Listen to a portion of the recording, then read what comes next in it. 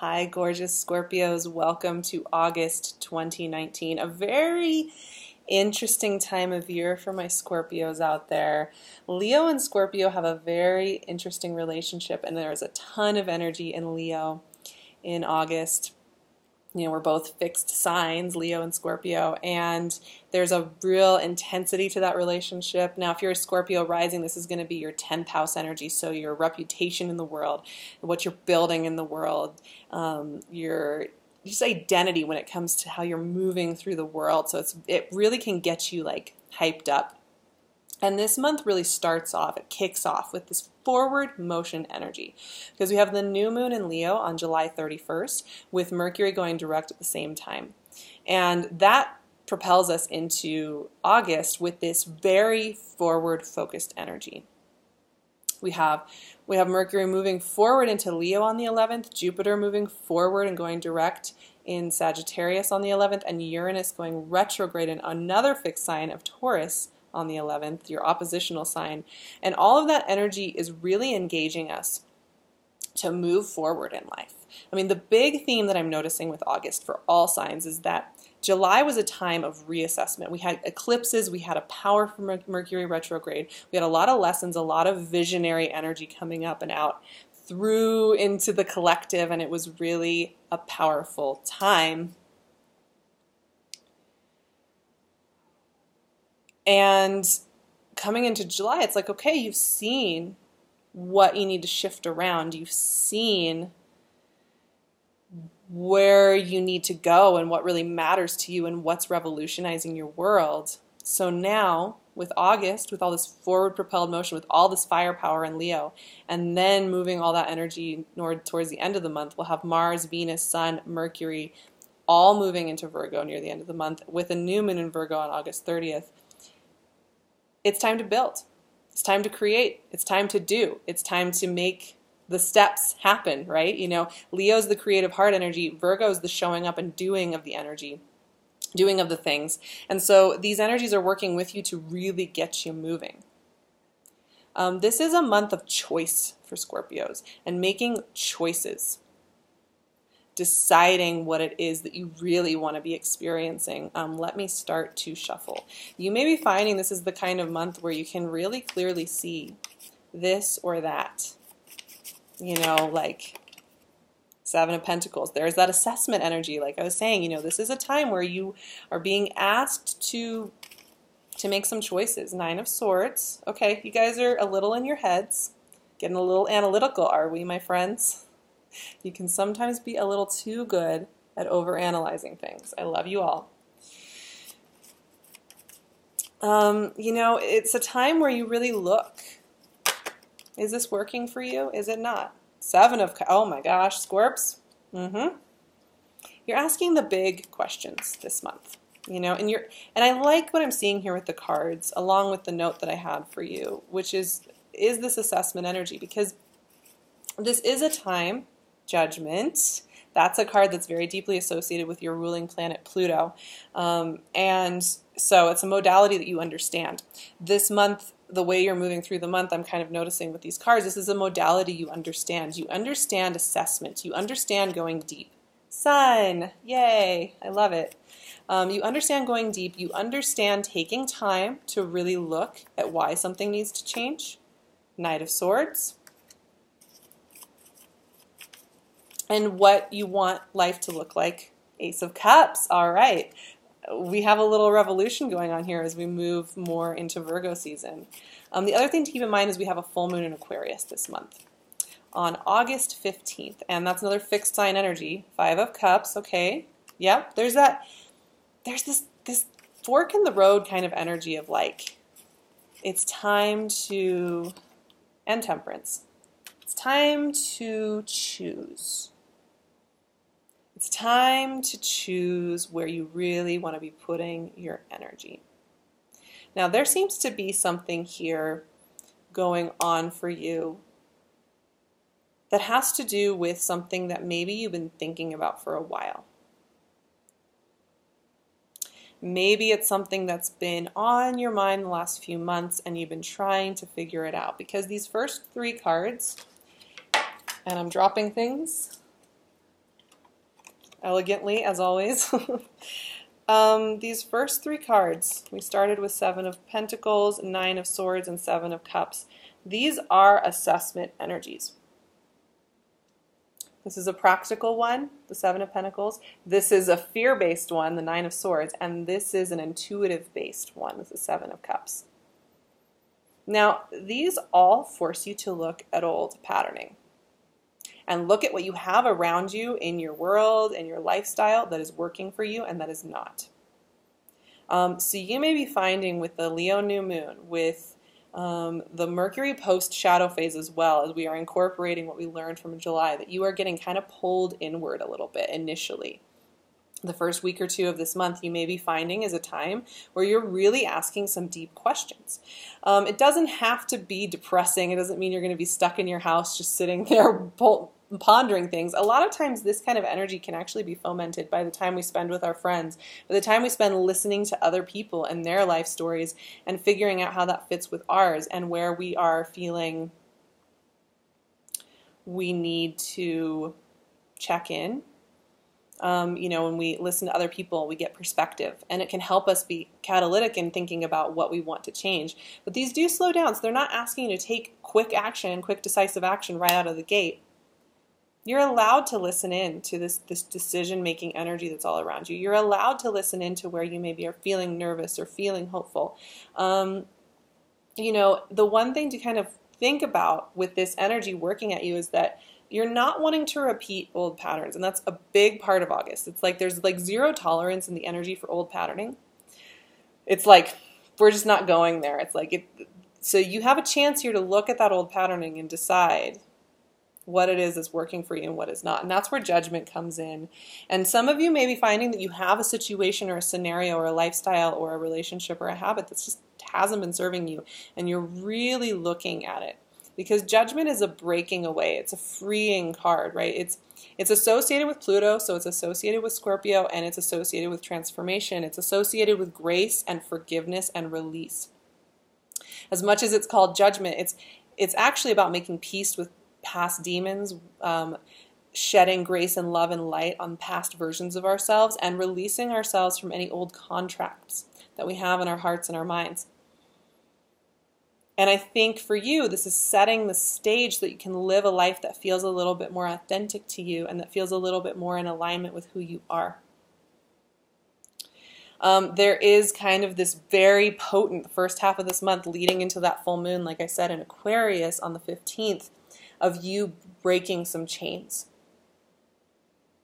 breaking some identity bonds that have been holding you for a little while, and really starting to think outside of the box of how you've defined yourself, maybe over the last 6 months or so, or even the last couple of years. This could be a really tidal shift in the way that you are perceiving your path in life. But here's what's beautiful. So you take that time to assess, you take that time to feel the grace and the release. We get 3 cards in a row here that are very much about play, new beginnings, opening up, communication, and hope. And I really think that you guys are setting up for some really beautiful experiences. The Sun, the Knight of Swords, and the Ace of Cups are all such generous energies. They're so creative and playful.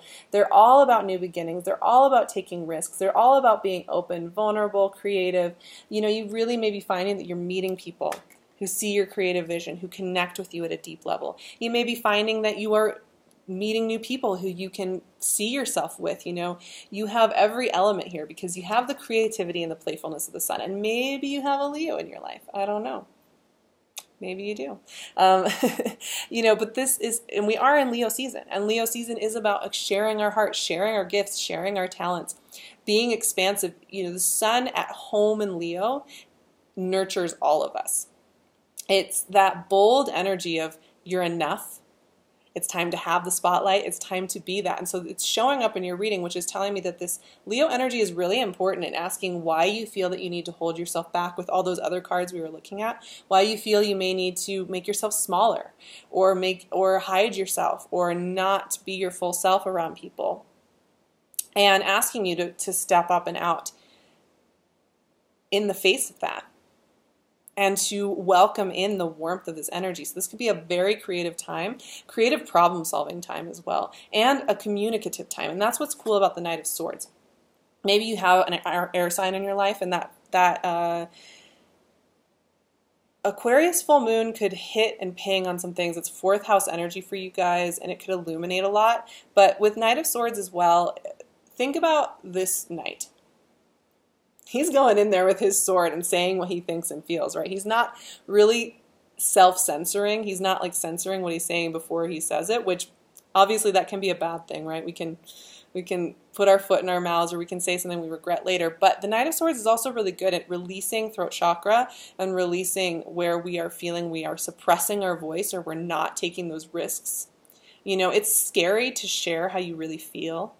It's scary to share, even with yourself, just writing down what you really want, what you're really asking for from the world around you, you know, just to fully ask for what you deserve and what your heart wants. This Knight of Swords is telling me you have to be, along with the Sun, it's telling me you have to be bold in advocating for yourself first internally, 100% first internally, and then the people around you. You know, if you love something, if you care about something, you've got to let people know. You know, Scorps, you guys are really good at being intense and present, but you also have a very mysterious side of yourself that you sometimes keep at bay, and not everybody outside of you realizes what you're going through or what you're feeling. And therefore, they can't really give you what you're wanting or craving. And we can be on the outside a little bit like, what is going on in the depths of that being over there? I would love to know, because I love them and they're so valuable to me, but I don't know what they need. And so these energies here are telling me you've got to pull all that energy from the inside that we were just looking at and let people know, what are your dreams and visions? What do you really care about? What are you really wanting out of life? And that's helping you bring in new emotional support, new emotional relationships, new, very fulfilling projects. But it really does require that level of visibility. Otherwise, how are the components going to meet you? If you can't even write it on a piece of paper, how is the rest of the energy going to show up? If you can't even let somebody know, hey, I care about you, how are they expected to show up at the table with you? If you're not going to apply for the job, or make the call, or ask for the transfer, or whatever it is that you need to do, how is it going to happen? I mean, I'm all about the law of attraction, right? And that we have to be in a good mental space to kind of welcome in things. But there's also the other part of that, which is inspired action, which is taking a step in a direction and choosing a path and saying, this is what I want. And that's what you're being asked to do here. Now, Ace of Cups is really good energy, you guys. But what's really interesting for you is it's triggering worthiness. It's triggering some grief from past experience. It's really interesting to have Ace of Cups move right into Five of Cups, because what's going on here is when you have a new infusion of energy like this, you're having a new viewpoint, a new opportunity to bring something up and to build something up. It can often bring about old grief of things that we have lost, of things that we wanted before and it never came to fruition. And then in our heart, our fullness of heart and our fullness of feeling, as we're seeing that these new things are coming in, it can take us internal to a grief point. Now, here's what's also interesting about Five of Cups. Because the Five of Cups is a portal energy, it's an in-between energy, and it's a hallway energy, very tied to what we were talking about with the Seven of Pentacles and the Seven of Cups, where it's like you're assessing. But the Five of Cups has a choice within it. And that choice is to look at your past and continue to mourn over and over again, or to turn around and pick these cups up. Now, mourning is important. Grieving is important. I'm a really big fan of shadow work. I'm a really big fan of allowing grief and tears. I'm a big fan of crying. Anybody who's ever met me will know that I cry a lot. It's very important to let those emotions out and not to just ignore them or suppress them and just be jolly all of the time. Believe me, I am not a fan of that. But there is also a point where you have to choose to pick up the two cups and to choose this whole world around you. And so you may be finding that with the intensity of the energy here and the intensity of these pathways opening up for you, that you are having to check in with where you're choosing. Are you choosing the old pattern that's like it's easier to just think doom and gloom and it's easier to just think it's not working out? Or are you willing to try to put yourself out there and be seen? And that's where Temperance, your overarching card, comes in here. So this is something that's tying the whole reading together. Of course, Jupiter is at home in Sagittarius and is going direct this month. That's in your second house. It's in your neighboring sign. It's really infusing, what you love and value with a lot of energy. But Temperance is a very important card. This is an alchemy card. This is the alchemist angel. And alchemy is about you take apart all the pieces, you purify each piece, and you put it back together. And Temperance specifically is about tempering aspects of ourselves that, if let run to their fullest extent, can become destructive, can burn us, can hurt us, right? And finding a way to honor what that core thing is, while also making it a part of our lives that can help us, can sustain us, can be in our lives without it being destructive. And so it's a balancing harmony card. And it's asking you to take yourself up. When I look at these first 4 cards, you're taking yourself up into a very deep part of yourself to check in with your energy and to figure out where it is that maybe you're cutting yourself off at the knees. Where you are saying you're not worthy, where you are saying you're not allowed to have this, where you are silencing your voice, silencing what you want to ask for, silencing what you want to say and what you care about, and why it is that you're doing that. Because every time you choose to shut that golden heart of yours down, every time you choose to be mysterious in that kind of pathological way, you're cutting yourself off from what you want. And you're choosing the old way. And this month is going to be asking you to choose the new way, to choose new patterning, to choose new hope, to choose new life. I have a few affirmations for you lovelies, and I am going to share those with you right now for the month of August. I am curious and open to the possibilities. I open my heart to connection, safety, and honesty. I allow myself to explore new paths that bring joy and energy. You get to decide how free you feel, how free your voice feels, how free your heart feels, how free your experience feels. I think you have such high standards for yourselves. You have such demanding ideals for what you want to create that sometimes you hold yourself back from fully expanding. You don't have to be perfect all the time. You don't have to be pulled together all the time. You can be seen as your whole beautiful being. And there are people that will meet you there. And that is what this month is really about. And it's also a great time to recalibrate, reassess, connect back in, choose wisely. I love it. You can find me on Instagram at Sarah Verba. I would love to see you guys over there. It would be so great to see more of you over there. You can also find me on my website at SARAHTAROT.com. I am setting up my fall calendar, so if you want on the list, you want to email me, I'll leave all my info in the description box so that I can get you on the list so you know when the appointments open up and you can book your appointment. So that's the best way to get in touch with me right now. I'm also wearing PinkLune's gorgeous jewelry. You can see her crowns and all her creations on her Etsy shop, which is also in the description box. I'll see you guys for more readings in September, and I can't wait to connect with you all. I love you so much.